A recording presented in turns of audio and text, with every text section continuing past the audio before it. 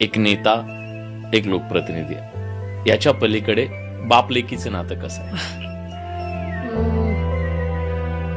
सुरुवातीला आहे ना, म्हणजे राजकारणामध्ये असल्यामुळे मला बालपणाच्या मेमरीज फार कमी आहे. मला आठवत नाही वडील कधी शाळेत आलेले किंवा मी 10वीला होती त्यांना असं वाटायचं मी 7वी 8वीलाच आहे. असे इन्सिडेंसेस फार असायचे. कमी वाटायला.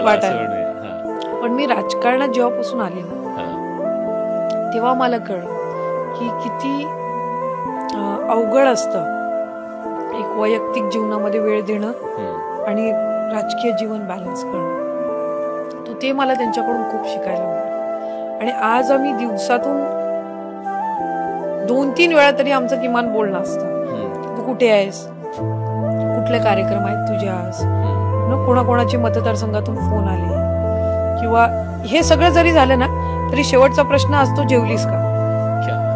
तो कितीही राजकीय ह्याच्यामध्ये आम्ही असलो तरी वडील म्हणून जी हे आहे ना ती त्यांची ह्या एका प्रश्नातून दिसून येते.